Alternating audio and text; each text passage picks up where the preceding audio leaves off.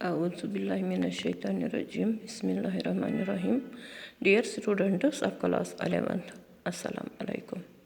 जी हाँ बेटे, आज का हमारा लेसन है सिल्क रोड। सबक नंबर 5 है ये हमारी निसाबी किताब का। तो इस लेसन से पहले इसका मुसन्निफ अब्दुल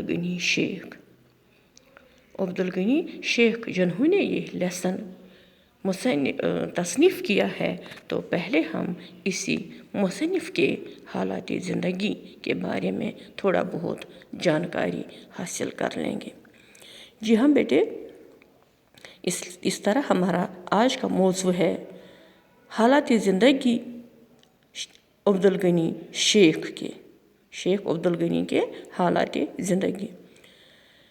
हम बेटे 1936 ईस्वी में ये पैदा हुए हैं। शेख अब्दुल गनी 1936 ईस्वी में पैदा हुए हैं और इनका सने वफ़ात अभी नहीं आया है। तो इसके हालात ज़िंदगी यूँ हैं।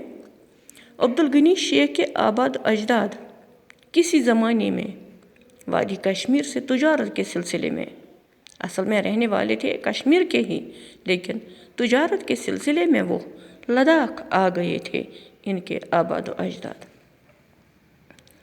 और यहाँ ही मुकम्मल तौर पर बोदोबाश इख्तियार की और फिर वहाँ ही मुकम्मल तौर रहने लगे। बोदोबाश इख्तियार करना यानी वहाँ ही सुकूनत पजीर हो गए इनके आबाद अजदाद।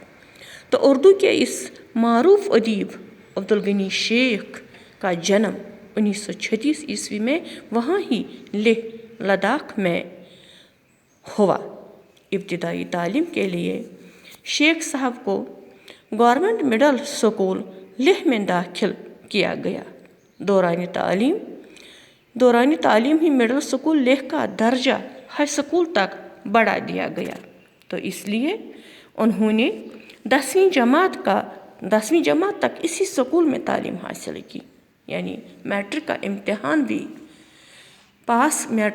इसी स्कूल से पास करने के बाद अब्दुल गनी शेख मज़ीद तालीम हासिल करने के लिए श्रीनगर न जा सके, इसलिए उन्होंने प्राइवेट तौर से ही तालीम का सिलसिला जारी रखा।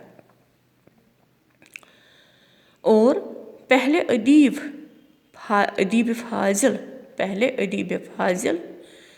फिर BA अंग्रेज़ी ऑनर्स के इम्तिहानात पास किए प्राइवेट तौर से। इसके बाद हिस्ट्री में MA की डिग्री हासिल की।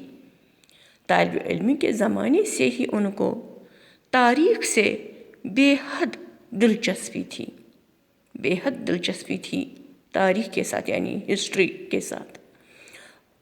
और इसी दौरान उन्होंने तारीख़ लद्दाख पर, जहाँ वो रहते थे, इसी इलाके की तारीख़ पर कई किताबों का मुताला किया। उन्होंने एनिमल हस्बेंड्री में बतौर स्टॉक असिस्टेंट और फिर महकमा तालीम में बतौर मुदर्रिस भी कुछ देर के लिए काम किया।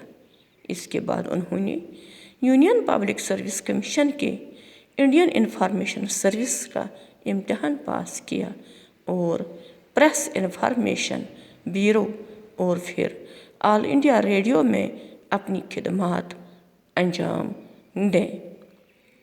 इस दौरान उन्होंने मीडिया से वाबस्ता कई वर्कशॉप और सेमिनारों में भी हिस्सा लिया। जहाँ बेटे ये थे शेख अब्दुल गनी के हालात ज़िंदगी। इस वक्त इतना ही इनके बारे में, बाकी दूसरे लेसन में हम वजाहत देंगे इनके बारे में। तो बाकी इस वक्त इतना ही। वस्सलाम, अल्लाह निगहबान।